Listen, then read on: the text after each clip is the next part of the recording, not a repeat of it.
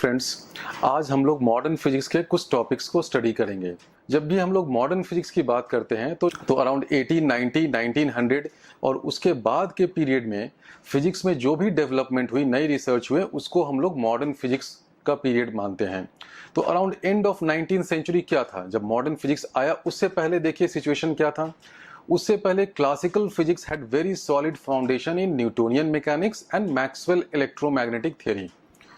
इसका मतलब जब मॉडर्न फिजिक्स आने से पहले हमारे पास दो बहुत ही इंपॉर्टेंट थ्योरी थी। एक तो न्यूटन का जो क्लासिकल थ्योरी थी, क्लासिकल मैकेनिक्स वाला, जो न्यूटन थ्रीज लॉ हो गया, उसके साथ पूरा रोटेशनल मैकेनिक्स हो गया, एसएचएम हो गया, ग्रेविटेशनल हो गया। तो वो सारा कुछ जो था वो क्लासिकल मैकेनिक्स का पार्ट हो गया। एक तो वो पोर्शन हो गया जो आप लोग क्लास 11 में स्टडी करते हैं। दूसरा होता है इलेक्ट्रोमैग्नेटिक थ्योरी और उससे रिलेटेड टॉपिक जैसे electromagnetics, electrodynamics, electromagnetic induction, Lenz law, EMF, Faraday's law, वो सारा कुछ जो था वो मैक्सवेल इलेक्ट्रोमैग्नेटिक थ्योरी में आता है।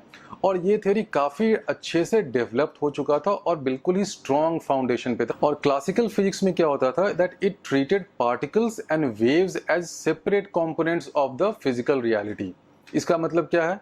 इसका मतलब ये हुआ कि क्लासिकल फिजिक्स में आपको पार्टिकल के मोशन को डिस्क्राइब करने के लिए एक थ्योरी थी। उस थ्योरी को क्या कहते थे? न्यूटोनियन मैकेनिक्स की जो थ्योरी थी होगी F equal to M A.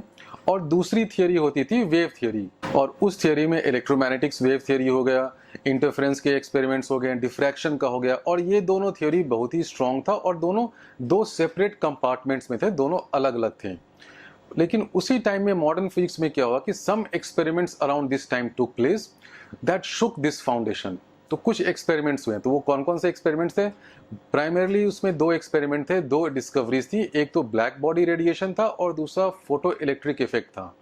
और ये दोनों जो डिस्कवरी थी वो ऐसी थी कि जो क्लासिकल फिजिक्स और मैक्सवेल के जो इलेक्ट्रोमैग्नेटिक थ्योरी थी उसके फाउंडेशन को इसने एक तरह से हिला के रख दिया।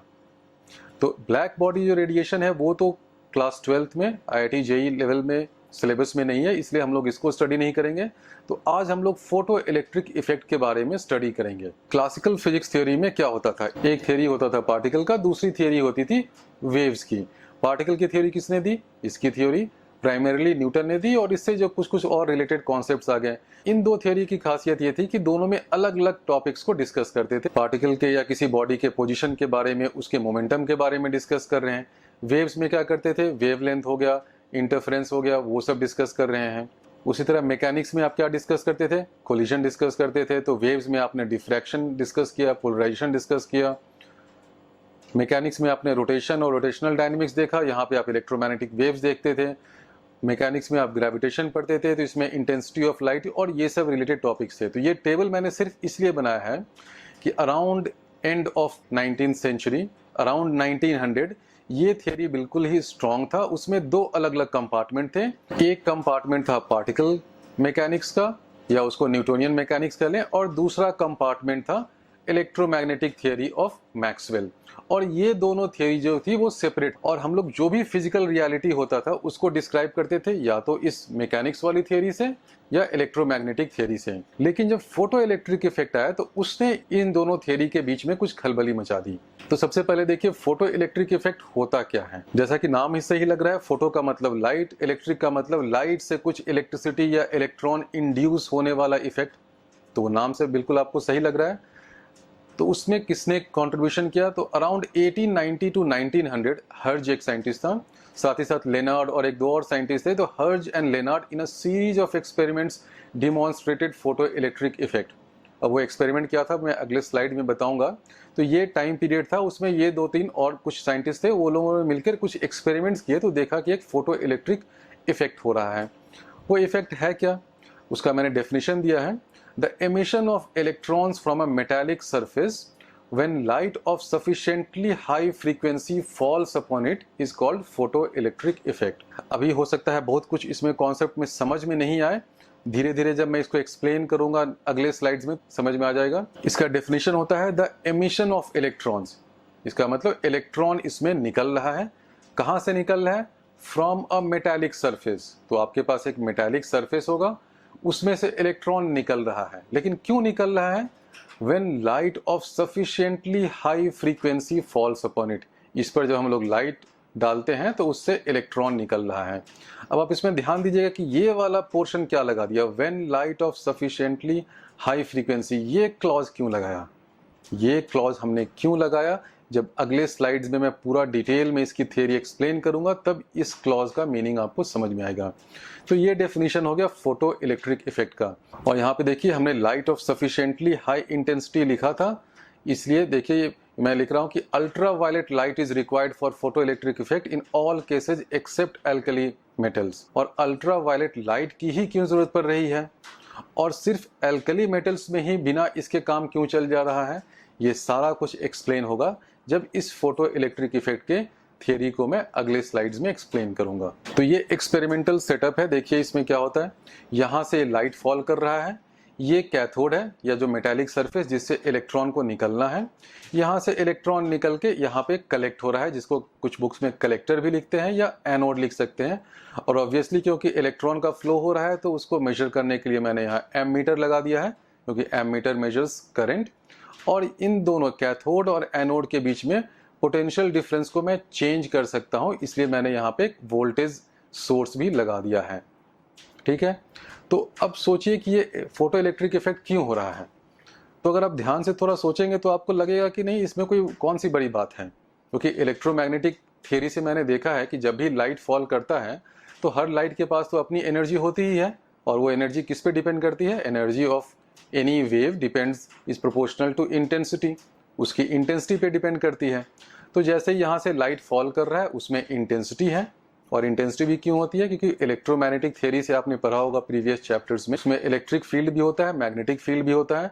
उसका आप अगर एवरेज इलेक्ट्रोमैग्नेटिक एनर्जी निकालेंगे तो दैट इज प्रोपोर्शनल टू जो ई नॉट स्क्वायर होता है, इलेक्ट्रिक फील्ड है उसके स्क्वायर के प्रोपोर्शनल होता है, या आप कह सकते हैं कि energy is proportional to intensity. तो ऑब्वियसली इस लाइट में एनर्जी है, वो एनर्जी जब इलेक्ट्रॉन पे फॉल करेगा तो क्या होगा, इलेक्ट्रॉन को कुछ एनर्जी मिलेगी, वो एक्साइटेड हो जाएगा। एक्साइटेड होगा तो यहाँ से निकल कर बाहर निकलेगा, मेटल्स के सरफेस से बाहर निकलेगा तो ये एनोड पे आएगा, फिर यहाँ से करंट बन जाएगा। तो यहाँ तक तो थियरी समझ में आ रही है कि हाँ ठीक है, कोई बड़ी बात नहीं है। हमने उस पर लाइट डाला, लाइट में एनर्जी थी, इलेक्ट्रॉन को एनर्जी मिली तो इलेक्ट्रॉन वहां से निकलना चालू हो गया। लेकिन अभी इसमें कुछ कुछ जो एक्सपेरिमेंटल ऑब्जर्वेशंस हुए, उन एक्सपेरिमेंटल ऑब्जर्वेशंस को आप इस आसान सी थियरी से एक्सप्लेन नहीं कर पाएंगे। इस एक्सपेरिमेंटल सेटअप में एक और खास बात ध्यान देने वाली है कि ये जो डेल्टा वी है इसको आप चेंज कर सकते हैं। तो इसको चेंज करने से क्या फायदा होगा, इसको चेंज करने से ये फायदा होगा कि मैं फाइंड कर सकता हूं कि यहाँ से जो इलेक्ट्रॉन निकल रहा है ग्रीन कलर का, उसकी मैक्सिमम काइनेटिक एनर्जी कितनी है।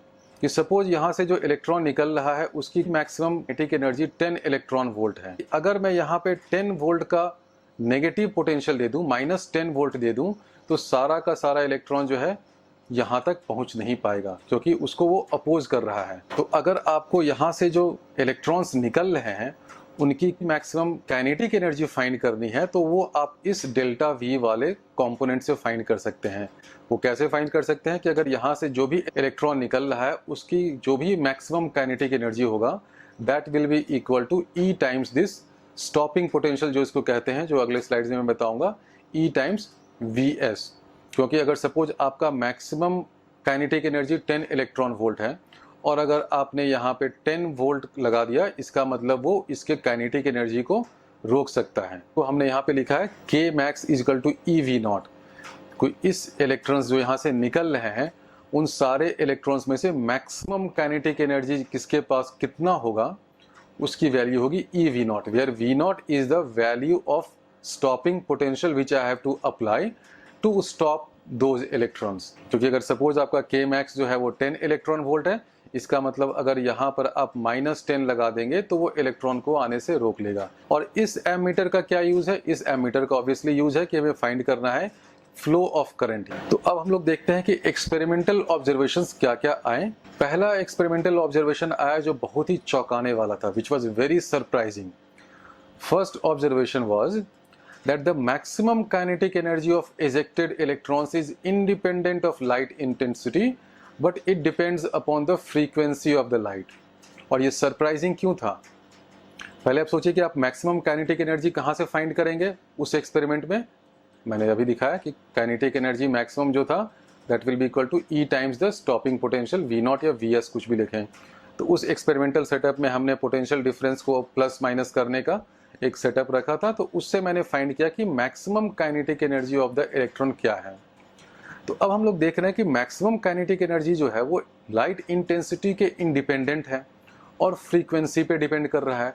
तो ये जो ऑब्जर्वेशन था ये इलेक्ट्रोमैग्नेटिक थ्योरी से एक्सप्लेन नहीं हो सकता है। क्यों? क्योंकि उसमें हमने देखा था कि energy depend upon intensity of light.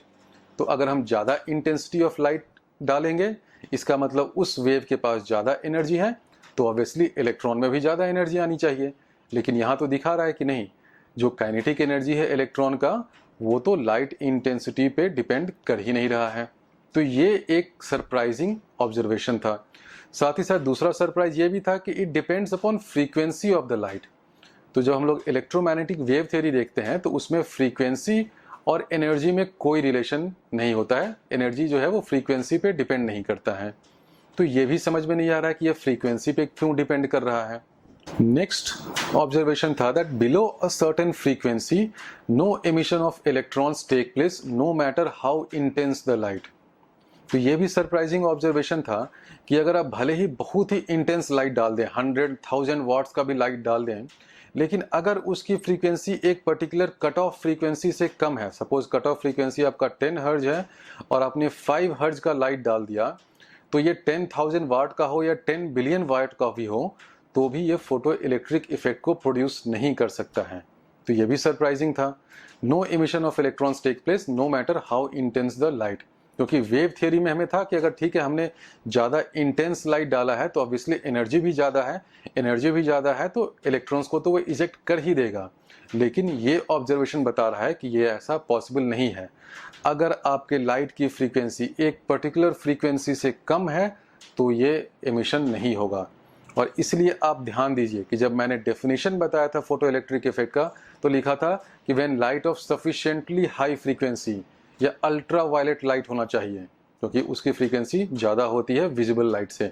तो वो अब क्यों होता है वो सब यहाँ आ रहा है। एक्सपेरिमेंटल ऑब्जर्वेशन में भी वो सब प्रूव हो रहा है कि एक certain cut off frequency light की चाहिए ही, बिना उसके फोटो इलेक्ट्रिक इफेक्ट नहीं हो सकता है। और थर्ड ऑब्जर्वेशन ये था कि that there is no time lag between incidence of light and ejection of electrons. तो ये जो थर्ड ऑब्जर्वेशन था ये भी इलेक्ट्रोमैग्नेटिक वेव थ्योरी के अगेंस्ट था। और वो क्यों अगेंस्ट था?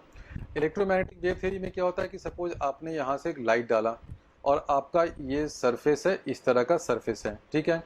तो वो क्या होता था कि जितने भी लाइट की रेज हैं ये पूरे सरफेस पे, मेटालिक सरफेस पे स्प्रेड आउट कर जाएंगे। तो स्प्रेड आउट एनर्जी कर जाएगा। तो सपोज आपको एक इलेक्ट्रॉन को निकलने के लिए 10 इलेक्ट्रॉन वोल्ट सपोज एनर्जी चाहिए और यहाँ से कुछ भी एनर्जी आ रहा है, तो कुछ एक टाइम लैग होगा जब तक वो सफिशिएंट इस 10 इलेक्ट्रॉन वोल्ट एनर्जी को एक्वायर वो इलेक्ट्रॉन नहीं कर लेता है। और वो क्या टाइम लैग होगा ये कुछ न्यूमेरिकल क्वेश्चंस में भी आते हैं। IIT 1995 में एक क्वेश्चन आया था जिसमें इस टाइम लैग को कैलकुलेट करने के लिए पूछा गया था, assuming electromagnetic wave theory. Time lag इसलिए होता है कि आपके पास सपोज ये लाइट रेज आ रही हैं ऊपर से, आपका एक मेटालिक सरफेस यहाँ पर है, तो सारी जो लाइट वेव में जो एनर्जी है that is spread through out the wave front. तो इसका इंटेंसिटी सपोज 10 वाट का भी है, तो 10 वाट जो है पर्टिकुलर एरिया में स्प्रेड आउट कर गया। इस एरिया में हो सकता है millions of electrons, millions of atoms हों, तो उन 10 वाट का जो एनर्जी है वो that will be distributed among 10 million electrons. तो अगर एक इंडिविजुअल इलेक्ट्रॉन को सपोज ये मेटल से निकलने के लिए कुछ 1 इलेक्ट्रॉन वोल्ट या 10 इलेक्ट्रॉन वोल्ट की एनर्जी चाहिए, तो उसको एक फाइनाइट टाइम लगेगा जब तक वो उतनी एनर्जी को एक्वायर नहीं कर लेता है। तो ये फाइनाइट टाइम लगेगा, ये मैं कैसे बोल रहा हूँ? इलेक्ट्रोमैग्नेटिक वेव थियरी के अकॉर्डिंग बोल रहा हूँ। लेकिन एक्चुअली जब हम लोग एक्सपेरिमेंट करते हैं तो देखते हैं कि कोई टाइम लैग नहीं होता है। जैसे ही आपने लाइट डाला उसके बाद आप देखेंगे कि इलेक्ट्रॉन निकलना स्टार्ट हो गया। There is no time lag. इस थियरी में, वेव थियरी से अगर आप कैलकुलेशन करेंगे तो एक टाइम लैग होगा, कुछ मिली सेकेंड होगा, 10 मिली सेकेंड, 20 मिली सेकेंड होगा। लेकिन अगर आप एक्सपेरिमेंट करेंगे फोटो इलेक्ट्रिक इफेक्ट का तो आप देखेंगे कि there is no time lag. तो ये जो तीनों ऑब्जर्वेशंस थे इसको एक्सप्लेन करने में क्लासिकल इलेक्ट्रोमैग्नेटिक वेव थ्योरी जो था वो फेल कर गया। तो इसलिए मैंने इसको लिखा है कि these 3 observations were failure of Maxwell electromagnetic wave theory to explain these observations. पहला क्या था कि जो काइनेटिक एनर्जी है वो लाइट इंटेंसिटी पे डिपेंड नहीं कर रहा है और फ्रीक्वेंसी पे डिपेंड कर रहा है। दूसरा ये था कि below a certain cut off frequency no photo electric effect takes place. और थर्ड था no time lag between incidence of light and ejection of electrons. यही जो एक्सपेरिमेंटल ऑब्जर्वेशंस मैंने पिछले स्लाइड में दिखाया उसी को मैं ग्राफ के फॉर्म में भी यहाँ दिखा रहा हूँ। इस ग्राफ में देखिए क्या दिखाया गया है कि दो डिफरेंट इंटेंसिटी की लाइट बीम मेटल पे डाली गई है और दोनों का जो स्टॉपिंग पोटेंशियल है वो सेम है। स्टॉपिंग पोटेंशियल क्या दिखाता है? स्टॉपिंग पोटेंशियल दिखाता है kinetic energy maximum is equal to E times V stopping. तो अगर लाइट इंटेंस लाइट के लिए और वीकर लाइट के लिए दोनों के लिए अगर ये स्टॉपिंग पोटेंशियल सेम है, इसका मतलब दोनों की kinetic energy maximum of electron वो सेम है। एक ऑब्जर्वेशन हो गया कि kinetic energy of the photo electrons does not depend upon intensity of light. दूसरा ऑब्जर्वेशन हमने ये बोला था कि बिलो अ सर्टेन फ्रीक्वेंसी, जैसे ये cut off frequency mu naught है, इससे नीचे की अगर लाइट होगी तो आपको कोई इलेक्ट्रॉन नहीं निकलेगा। कोई इलेक्ट्रॉन नहीं निकलेगा इसका मतलब आपको स्टॉपिंग पोटेंशियल लगाने की ज़रूरत ही नहीं है। इसलिए इस कर्व में क्या दिखाया गया है? स्टॉपिंग पोटेंशियल और ये कट ऑफ फ्रीक्वेंसी है, तो यहाँ पर इसके नीचे की अगर कोई लाइट होगी तो वो नहीं चाहिए होगा, और इसके ऊपर इस कट ऑफ फ्रीक्वेंसी से ज़्यादा अगर आपकी कोई भी फ्रीक्वेंसी होगी तो आपको स्टॉपिंग पोटेंशियल चाहिए। अब ये स्टॉपिंग पोटेंशियल होता क्या है? That K max is equal to E V not. तो इसका मतलब आप क्या देख रहे हैं कि के मैक्स, इसको मैं यहाँ पर के मैक्स भी लिख सकता हूँ because stopping potential is same as E V not. तो के मैक्स और फ्रीक्वेंसी में एक डायरेक्ट रिलेशन है। अब ये सब रिलेशन कैसे आया इसकी थ्योरी मैंने अभी एक्सप्लेन नहीं की है, मैं अगले स्लाइड्स में एक्सप्लेन करूँगा। लेकिन अभी ये सब एक्सपेरिमेंटल जो ऑब्जर्वेशन था उसी को मैंने ग्राफ के फॉर्म में डिनोट किया है, और ये सब ग्राफ को आप अच्छे तरह से समझ लीजिए। अभी हो सकता है समझ में कुछ कन्फ्यूजन हो रहा होगा, लेकिन जब मैं अगले स्लाइड्स में इसका इक्वेशन लिखूंगा इस पूरी थियरी का तो वो डिटेल में एक्सप्लेन हो जाएगा। और इस ग्राफ को अच्छे से समझना इसलिए ज़रूरी है कि हर साल IIT JEE में, मेंस में भी, एडवांस में भी फोटो इलेक्ट्रिक इफेक्ट पे 1 या 2 क्वेश्चन पूछते हैं और वो आसान ही क्वेश्चन होता है, but generally they are graph based. तो अगर आप इस तरह के ग्राफ को अच्छे से समझ लेंगे तो उस क्वेश्चन को आप काफ़ी आसानी से कर सकते हैं। उसका कैलकुलेशन भी लेंदी नहीं होता है, तो आपका टाइम भी सेव होगा और आप इजीली 2 या 4 मार्क्स स्कोर कर सकते हैं। तो ये आप समझिए कि इस ग्राफ से क्या दिखा रहा है कि जो maximum kinetic energy of electron है that is directly proportional to the frequency of the light. तो वो ऑब्जर्वेशन भी हमने दिखाया था कि वो इंटेंसिटी पे तो डिपेंड करता नहीं है लेकिन फ्रीक्वेंसी पे डिपेंड करता है। और वो डिपेंडेंस क्या है? डायरेक्ट एंड लीनियर डिपेंडेंस है। That kinetic energy maximum of the electron is linearly dependent on frequency of light and it is directly proportional also। तो ये तो ऑब्जर्वेशन हो गया, और ये भी हमने बता दिया कि इसको आप क्लासिकल मैक्सवेल की जो इलेक्ट्रोमैग्नेटिक थ्योरी थी उससे एक्सप्लेन नहीं कर सकते हैं। तो फिर अब किससे एक्सप्लेन करेंगे? तो ऑब्वियसली जब ये 1900 और 1905 के आसपास में ये सब डिस्कवरीज हो रही थी तो आइंस्टाइन भाई साहब वहाँ पर उस टाइम आ गया। तो आइंस्टाइन ने इस फोटो इलेक्ट्रिक इफेक्ट की अच्छे से एक्सप्लेन कर दिया, और इसी एक्सप्लेनेशन के लिए, इसी पेपर के लिए आइंस्टाइन को 1921 में नोबेल प्राइज़ भी मिला था। तो बहुत लोग ये सोचते हैं कि आइंस्टाइन की थ्योरी ऑफ रिलेटिविटी थी तो उसको नोबेल प्राइज़ उसके लिए मिला होगा, लेकिन आइंस्टाइन को नोबेल प्राइज़ जो था वो फोटो इलेक्ट्रिक इफेक्ट के ही थ्योरी के लिए मिला था। तो उसने, आइंस्टाइन ने कैसे एक्सप्लेन किया वो देखिए। क्लासिकल थ्योरी में क्या होता है, आप लोगों ने पढ़ा होगा इलेक्ट्रोमैग्नेटिक वेव थ्योरी में, कि आपके पास एक वेव होता है, उसमें इलेक्ट्रिक फील्ड होता है और उसके परपेंडिकुलर ट्रांसफर डायरेक्शन में एक मैग्नेटिक फील्ड होता है, और ऐसे ऐसे वेव प्रोपोगेट करता रहता है। और वेव की जो एनर्जी होती है वो ई और बी में, और यहाँ पे एक जो वेव फ्रंट होता है उसमें यूनिफॉर्मली डिस्ट्रीब्यूटेड रहता है। तो ये है classical theory of electromagnetic wave. और इसमें आप क्या है, एनर्जी आपका कंटिन्यूस भी हो सकता है, कि अगर आपका एनर्जी क्या है, एनर्जी का फॉर्मूला अगर आपको याद होगा तो that is somewhat equal to half times epsilon not E not square होता है। तो ये जो एनर्जी होता है वो मैग्नीट्यूड ऑफ इलेक्ट्रिक फील्ड या मैग्नीट्यूड ऑफ मैग्नेटिक फील्ड, क्योंकि ई और बी में भी एक रिलेशन होता है सी के टर्म्स में, सी इज वेलोसिटी ऑफ लाइट। तो इस क्लासिकल थियरी में क्या होता है कि जो एनर्जी ऑफ इलेक्ट्रोमैग्नेटिक वेव है that can be continuous and it is uniformly distributed over the wave front. तो ये क्लासिकल थियरी थी, और ये थियरी जो थी वो फोटो इलेक्ट्रिक इफेक्ट को एक्सप्लेन करने में सक्सेसफुल नहीं हुई। आइंस्टीन ने कब क्या थ्योरी दी? आइंस्टीन ने थ्योरी ये दी कि आप इस थ्योरी को भूल जाओ कि एनर्जी जो है वो कंटिन्यूस होगा, ई होगा, बी होगा। जब भी कोई वेव चलता है तो उसकी जो एनर्जी होती है वो स्मॉल एंड इंडिविजिबल पैकेट्स में कंसंट्रेटेड रहती है, और उस पैकेट का उसका नाम उसने दिया फोटोन। तो आइंस्टीन ने कहा कि ये फोटोन में सारी एनर्जी रहती है और वो फोटोन छोटे छोटे पैकेट होते हैं। अब आप इस फोटोन को डिवाइड नहीं कर सकते हो, और हर फोटोन की एनर्जी होती है h टाइम्स फ्रीक्वेंसी। अगर इस लाइट की फ्रीक्वेंसी f है तो एक फोटोन की एनर्जी होगी h time f, where h is the Planck constant. Planck भी एक साइंटिस्ट था, उसने भी इस तरह के क्वांटाइजेशन ऑफ एनर्जी में काफ़ी काम किया था। इनफैक्ट ब्लैक बॉडी रेडिएशन में प्लैंक ने ही सारी डिस्कवरीज की थी, प्लैंक ने ही अपनी थियरी दी थी ब्लैक बॉडी रेडिएशन का। तो आप देखेंगे कि ब्लैक बॉडी रेडिएशन और फोटो इलेक्ट्रिक इफेक्ट, ये दोनों ऑब्जर्वेशन, ये दोनों एक्सपेरिमेंट ने मॉडर्न फिजिक्स का एक तरह से इंट्रोडक्शन किया, उसका आगाज किया। तो आइंस्टीन की थियरी ये थी कि एनर्जी जो है वेव में इस तरह से डिस्ट्रीब्यूट नहीं होती है। एनर्जी जो है वो छोटे छोटे पैकेट्स में होती है, and these packets are very small, they are indivisible, they are indestructible. और इस पैकेट का नाम उसने फोटोन दिया, और हर फोटोन की एनर्जी जो है वो HF होती है। तो इस थियरी से देखिए उसने कैसे सब कुछ एक्सप्लेन कर दिया। तो सबसे पहले मैं बताता हूं कि आइंस्टीन की थियरी क्या थी। Einstein proposed that light propagates as a series of small individual packets of energy called photons. Okay, and the energy of each photon is h times the frequency of light, where h is the Planck's constant. ये Einstein का सारा proposition था।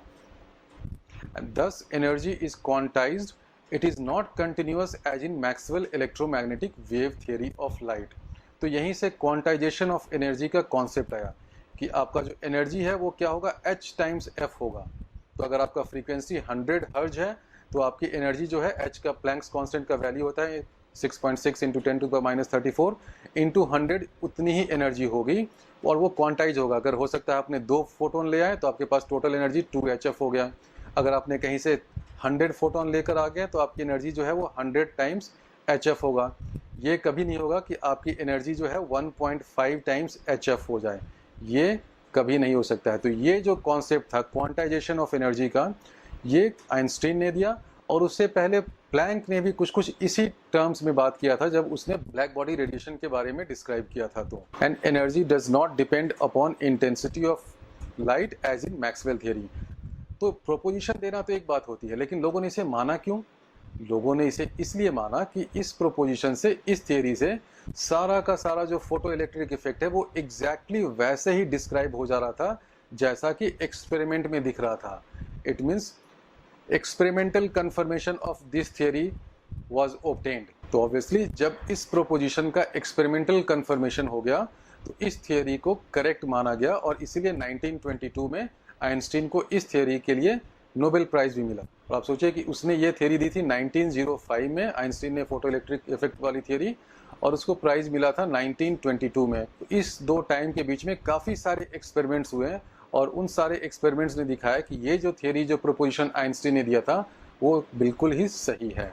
तो ये जो proposition है it is completely different from the Maxwell electromagnetic theory, क्योंकि उसमें एनर्जी क्या होता था, इंटेंसिटी पे डिपेंड करता था। आइंस्टीन ने बोला कि इंटेंसिटी को अब भूल जाओ, इंटेंसिटी से कुछ नहीं होता एनर्जी को, एनर्जी जो है वो सारा का सारा h टाइम्स f होता है। अब देखिए कि इस थियरी के बेसिस पे कैसे हम लोग फोटो इलेक्ट्रिक इफेक्ट को एक्सप्लेन करते हैं। तो सपोज आपके पास एक मेटालिक सरफेस है, और इस मेटालिक सरफेस पे यहाँ से एनर्जी आ रहा है, इसका मतलब इसकी एनर्जी क्या होगा, energy is equal to h times nu. ये न्यू फ्रीक्वेंसी का है और h टाइम्स न्यू इस पे एनर्जी आ रहा है। सपोज मान लीजिए कि h न्यू जो है वो कितना है, 10 इलेक्ट्रॉन वोल्ट है। तो क्या होगा, अब ये इतना एनर्जी आपको यहाँ पे इस जगह पे फॉल कर रहा है। तो ये एनर्जी क्या है, एक एक पैकेट में है। तो वो पैकेट जिस भी इलेक्ट्रॉन को मिल जाएगा वो तो राजा हो गया, वो बोलेगा चलो अब मुझे तो बिल्कुल मिल गया, मैं इस मेटल को मारो गोली, मैं इस मेटल को छोड़ के भाग जाऊंगा। तो सपोज वो इलेक्ट्रॉन यहाँ पे है जिसको वो पैकेट ऑफ एनर्जी मिल जाता है 10 इलेक्ट्रॉन वोल्ट वाला। तो वो क्या करेगा, वो यहाँ से ऑब्वियसली निकलना चाहेगा, तो ऐसे ऐसे निकल के यहाँ से निकल जाएगा। तो जब यहाँ से वो निकलेगा तो उसके पास कितनी एनर्जी होगी, क्या 10 इलेक्ट्रॉन वोल्ट की एनर्जी होगी? आप ध्यान से सोचिए, वो नहीं होगी, क्योंकि 10 इलेक्ट्रॉन वोल्ट की तो टोटल एनर्जी उसको मिल रहा है। जब वो यहाँ से ऐसे ऐसे निकलेगा तो रास्ते में उसको बहुत सारे और एटम्स मिलेंगे, बहुत सारे इलेक्ट्रॉन मिलेंगे, उससे उसका कोलिजन होगा, उसका कुछ एनर्जी उसमें वेस्ट हो जाएगा। साथ ही साथ जब वो सरफेस पे आएगा तो मेटल का जो सरफेस उसको वापस खींचेगा कि बेटा तू वापस आ जा, कहाँ जा रहा है। फाइनली उसके पास अगर सफिशिएंट एनर्जी बचेगा, सफिशिएंट एनर्जी रहेगा, तो वो बाहर निकल जाएगा। और सपोज उसको ये सारा ऐसे काम करने में अगर उसने सपोज 4 इलेक्ट्रॉन वोल्ट का एनर्जी उसने खर्च कर दिया, स्पेंड कर दिया, तो अब ये कितनी एनर्जी से निकलेगा? 6 इलेक्ट्रॉन वोल्ट उसके पास एनर्जी बची रहेगी। ठीक है, तो इसी को मैं लिख सकता हूँ कि जो भी काइनेटिक एनर्जी होगा ऑफ द इलेक्ट्रॉन जो बाहर निकल रहा है, that will be h nu times W। अब ये W क्या है? W is the energy they are spending in overcoming collision और अदर अट्रैक्टिव फोर्सेज। तो उस अट्रैक्टिव फोर्स या कोलिजन को ओवरकम करने में जितना एनर्जी उन्होंने स्पेंड किया उतना माइनस कर दो टोटल इंसिडेंट लाइट की एनर्जी से, वो जो बचेगा वो इसका 6 इलेक्ट्रॉन वोल्ट इसका अपना एनर्जी हो गया। अब दूसरा इसमें कॉन्सेप्ट ये देखिए कि किसी एक इलेक्ट्रॉन को तो हो सकता है कि 4 इलेक्ट्रॉन वोल्ट खर्च करना पड़े, कोई अगर किनारे में है तो हो सकता है कि उसको 1 इलेक्ट्रॉन वोल्ट में ही काम चल जाए, कोई हो सकता है बहुत ही लूजली बाउंड है तो उसको 0.5 इलेक्ट्रॉन वोल्ट ही चाहिए। तो इसका मतलब क्या है कि जितनी भी इलेक्ट्रॉन्स यहाँ से निकलेगी सबका एनर्जी क्या है वो डिफरेंट होगा। किसी का एनर्जी 6 इलेक्ट्रॉन वोल्ट होगा, किसी का 5 होगा, किसी का 7 होगा, हो सकता है किसी का 7.5 होगा। और वो एनर्जी डिफरेंट क्यों होगा? भले इंसिडेंट एनर्जी सबका सेम है, सबको हमने यहाँ पे 10 इलेक्ट्रॉन वोल्ट की एनर्जी दी, सबको एनर्जी हमने दिया h न्यू का ही। ये -w वाला जो टर्म है, this is the energy an individual electron is spending to overcome other collision और अदर अट्रैक्टिव फोर्सेज। तो ये तो हर केस में डिफरेंट होगा। तो हर इलेक्ट्रॉन जो यहाँ से निकल रहा है सबका एनर्जी कुछ कुछ अलग होता जाएगा, किसी का 5 है, किसी का 7.5 है, किसी का 6 है, किसी का 7 है। तो there will be a distribution of kinetic energy of electrons. ध्यान देखिए, there will be a distribution of kinetic energy of electron, कोई फिक्स काइनेटिक एनर्जी नहीं होगा। और ये भी एक्सपेरिमेंटली वेरीफाई किया गया है कि फोटो इलेक्ट्रिक इफेक्ट में जो इलेक्ट्रॉन्स निकलते हैं उनका कोई फिक्स एनर्जी नहीं होता है, वो एक डिस्ट्रीब्यूशन होता है। It may vary from 0 to a particular value, और वो पर्टिकुलर वैल्यू क्या होगी मैं अभी बताऊंगा। लेकिन ये डिस्ट्रीब्यूशन क्यों हुआ ये आप समझिए। डिस्ट्रीब्यूशन इसलिए हो रहा है कि हर इलेक्ट्रॉन का पोजीशन अलग है, उस पर जो फोर्सेज लग रहे हैं मेटल के अंदर वो अलग है, उसका कोलिजन जो हो रहा है वो अलग है, इसलिए सबको अलग अलग W खर्च करना पड़ रहा है। लेकिन मिनिमम कितना एनर्जी चाहिए? कोई तो एक इलेक्ट्रॉन होगा जो बिल्कुल ही लूजली बाउंड होगा। सपोज वो नॉर्मली लूजली बाउंड इलेक्ट्रॉन क्या होगा, सबसे ऊपर में होगा, उसको कोई कोलिजन वोलिजन से मतलब नहीं है। जैसे ही उसको यहाँ से खटाक 10 इलेक्ट्रॉन वोल्ट का एनर्जी मिला, वो थोड़ा सा बस अट्रैक्टिव पोटेंशियल एनर्जी जो इसको अट्रैक्ट कर रहा है मेटल, उसको माइनस करने में 1-2 इलेक्ट्रॉन वोल्ट उसको दिया कि रखो तुम, और मैं निकला यहाँ से, तो वो निकल जाएगा। तो उस इलेक्ट्रॉन के पास क्या होगा? उसके पास होगा मैक्सिमम काइनेटिक एनर्जी, और उस मैक्सिमम काइनेटिक एनर्जी को हम लोग कहते हैं h nu minus work function. उसको मैं W0 से डिनोट कर रहा हूँ। तो ये W और इस W0 में क्या डिफरेंस है? W0 is the work function, it is the minimum energy required to remove a loosely bound electron from the metallic surface. क्योंकि अगर आपका कोई इलेक्ट्रॉन बिल्कुल अंदर कोने में जाकर घुस के बैठा हुआ है तो उसको तो आपको यहाँ से निकालने में हो सकता है कि 8 इलेक्ट्रॉन वोल्ट या बहुत एनर्जी लग जाए। लेकिन कोई लूजली बाउंड इलेक्ट्रॉन है, बिल्कुल चुपचाप से कहीं यहाँ पर बैठा हुआ है इस पॉइंट पे, तो हो सकता है कि इसको निकालने में आपको 1 इलेक्ट्रॉन वोल्ट की ही जरूरत पड़े। तो ये जो 1 इलेक्ट्रॉन वोल्ट वाला जो टर्म है, जो मिनिमम एनर्जी रिक्वायर्ड है, उसको कहते हैं वर्क फंक्शन, और उसको W0 कहते हैं। तो इसको हम लोग लिख सकते हैं कि kinetic energy maximum is equal to h nu minus W0। तो इन दो रिलेशन में डिफरेंस समझे। ये है kinetic energy of any particular electron, और उस इलेक्ट्रॉन का काइनेटिक एनर्जी क्या होगा? जितना एनर्जी आपने डाला उसमें से माइनस कर दे W क्योंकि जितना एनर्जी उसने खर्च किया। लेकिन कोई तो इलेक्ट्रॉन होगा जो लूजली बाउंड होगा, जो बिल्कुल ही उसको मिनिमम एनर्जी चाहिए होगा, और उस मिनिमम एनर्जी को हम लोग कहते हैं W0 और वर्क फंक्शन। तो work function is the minimum energy required to remove an electron from the metal surface. अब दूसरा ये सोचे कि ये work function frequency of light या इंटेंसिटी ऑफ लाइट या और कुछ पे डिपेंड करेगा? बिल्कुल नहीं करेगा, because it is a characteristic of the metal surface.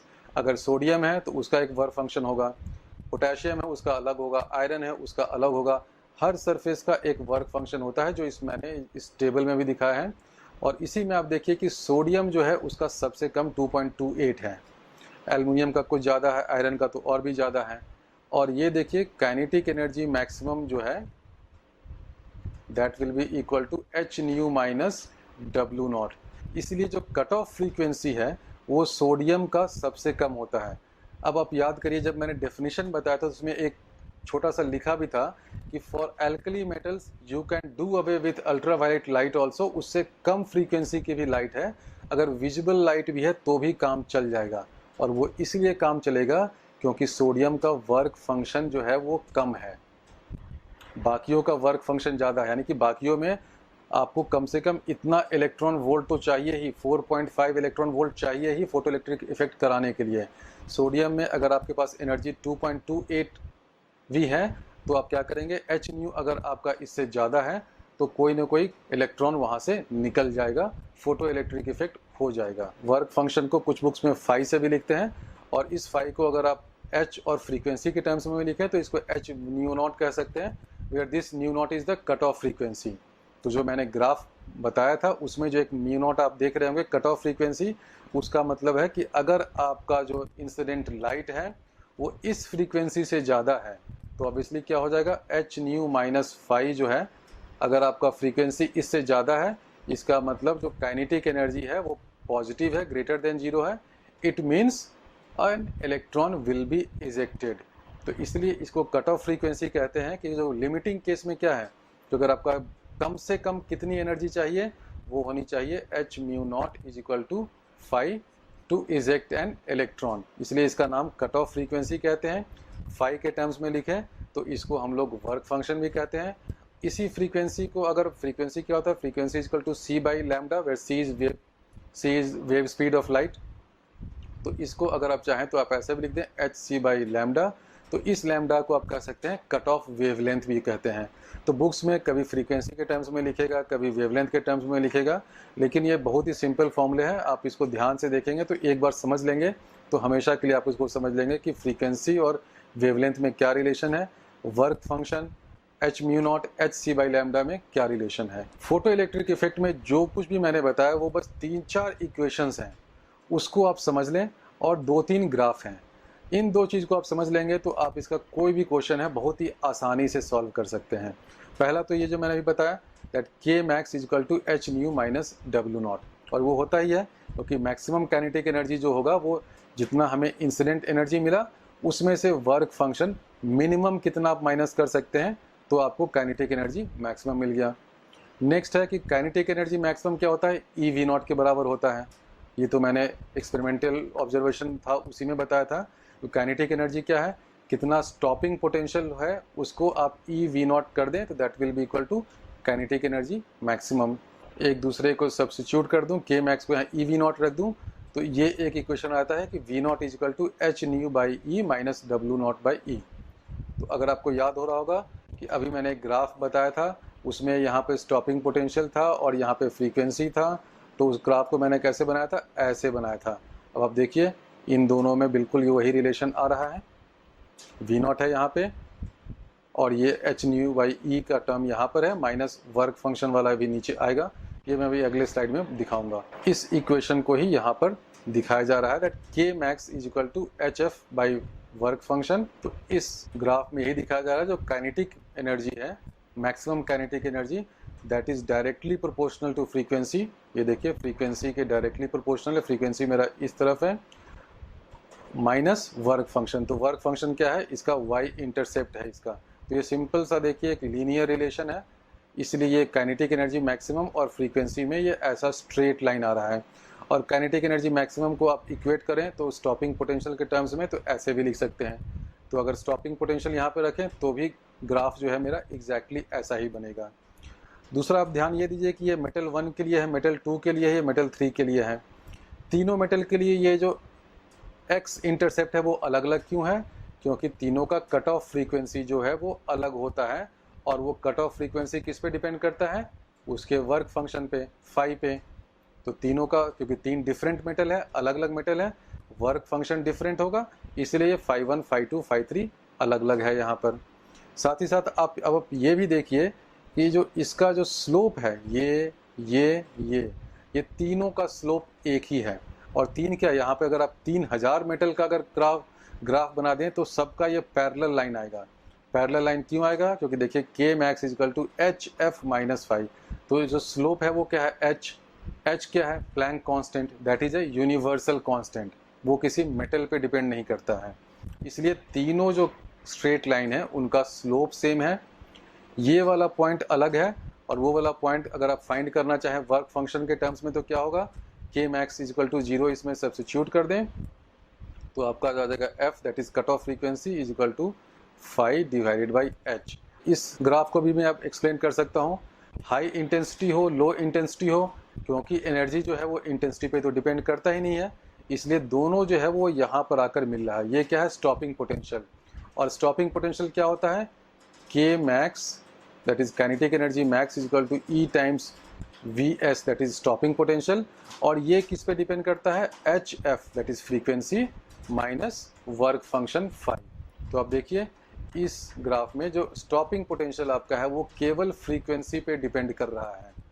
वो इस रिलेशन में, इस इक्वेशन में इंटेंसिटी का कहीं नामो निशान भी नहीं है। इसलिए हाई इंटेंसिटी हो, लो इंटेंसिटी हो, कितने भी तरह की इंटेंसिटी आप यहाँ पे लगा दें, उससे क्या होगा, ये स्टॉपिंग पोटेंशियल जो है वो सेम रहेगा। समझ गए।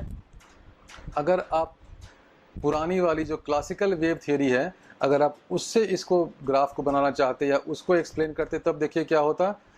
तब हम लोग ये कहते हैं कि अगर हाई इंटेंसिटी का लाइट है तो उसमें तो इलेक्ट्रॉन कहीं ज़्यादा एनर्जी का होगा, तो उसको स्टॉप करने के लिए स्टॉपिंग पोटेंशियल यहाँ पे लगा दो, लो इंटेंसिटी का यहाँ लगा दो, कुछ और अगर बहुत हाई एनर्जी का है तो उसका स्टॉपिंग पोटेंशियल यहाँ हो जाए।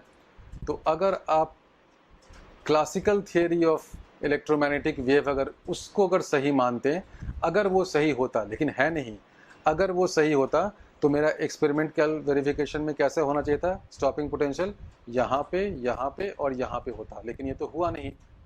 मैं बस बता रहा हूँ कि अगर होता तो कैसा होता, क्योंकि थियरी में ऐसा हो रहा है, एक्सपेरिमेंट में ऐसा हो रहा है कि आपका स्टॉपिंग पोटेंशियल जो है वो हर डिफरेंट इंटेंसिटी के लिए सेम है।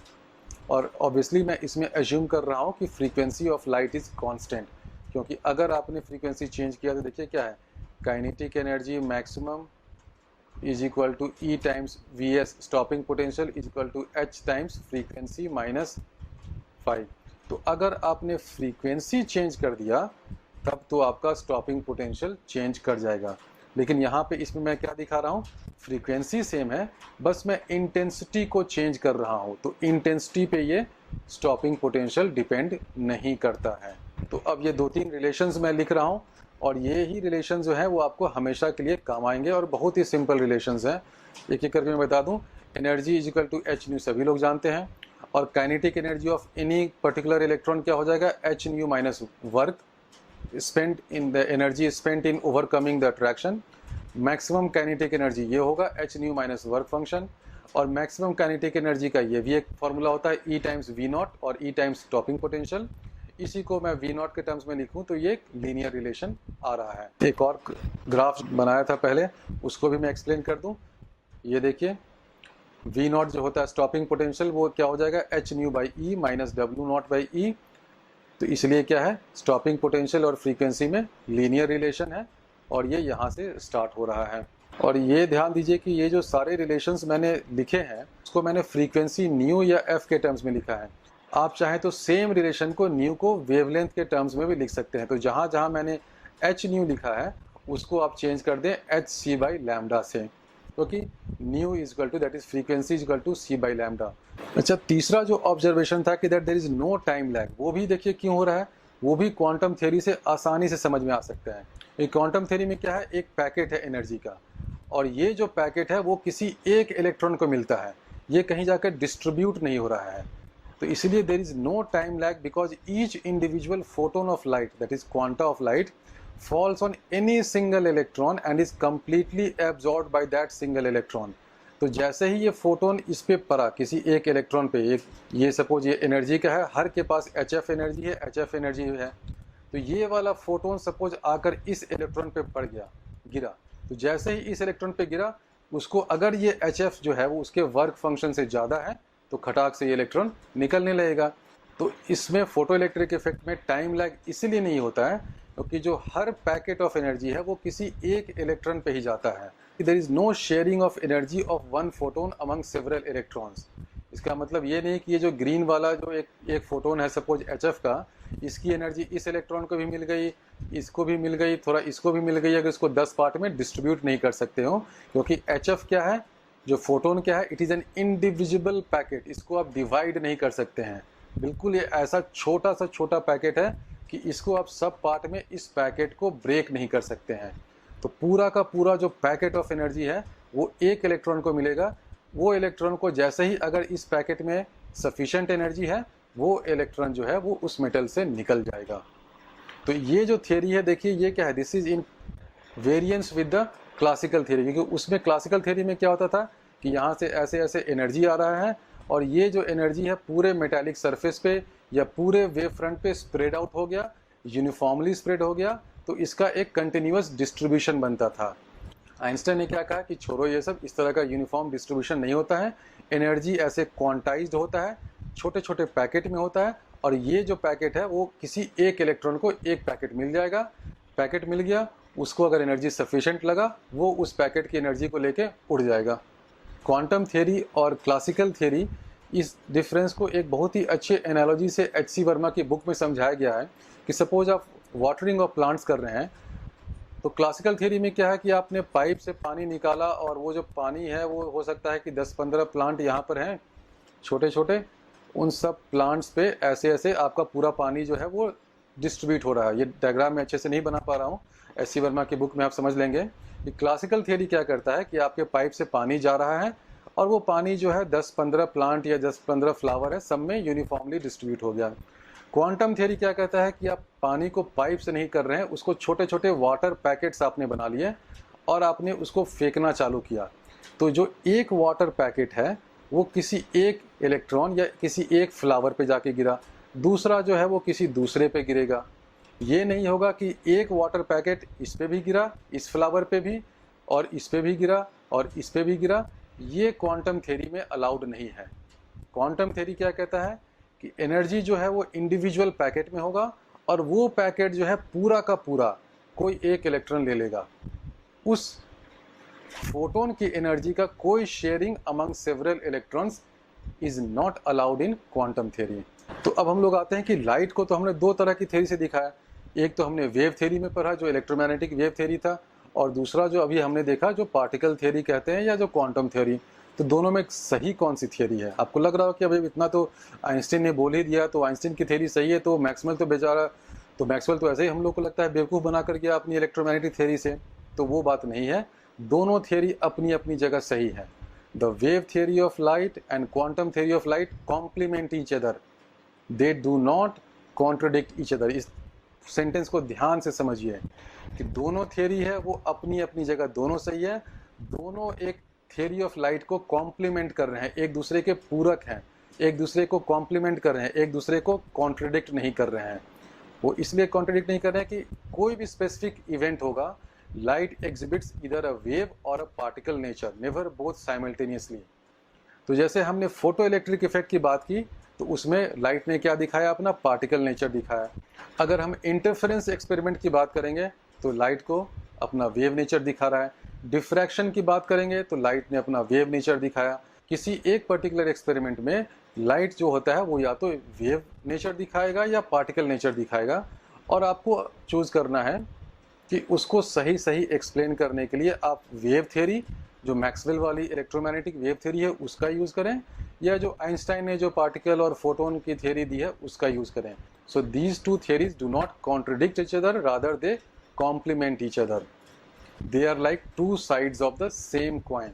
आपके पास कॉइन में हेड और टेल है, तो दोनों हेड और टेल एक दूसरे को कॉन्ट्रडिक्ट नहीं कर रहे हैं। जब आप एक एक्सपेरिमेंट करते हैं तो या तो हेड आ गया या टेल आ गया, लेकिन दोनों अपने आप में कंप्लीट थ्योरी है, दोनों एक दूसरे को कॉम्प्लीमेंट कर रहे हैं। इसलिए याद रखिए कि जो वेव थ्योरी ऑफ लाइट है या क्वांटम थ्योरी ऑफ लाइट है, they do not contradict each other, they complement each other, and in a specific event light exhibits either a wave or a particle nature, never both simultaneously. वो simultaneously ऐसा कोई experiment नहीं होता है जिसमें light को आपको वेव थ्योरी भी लगाना पड़ जाए और पार्टिकल थ्योरी भी लगाना पड़ जाए, ऐसा कोई एक्सपेरिमेंट नहीं होता है। कोई भी एक्सपेरिमेंट होगा, इंटरफेरेंस हुआ तो उसमें वेव थ्योरी हुआ, फोटो इलेक्ट्रिक इफेक्ट है तो उसमें पार्टिकल थ्योरी है। तो हर एक्सपेरिमेंट के लिए आपको ईदर वेव थ्योरी और particle theory of light use करना पड़ेगा।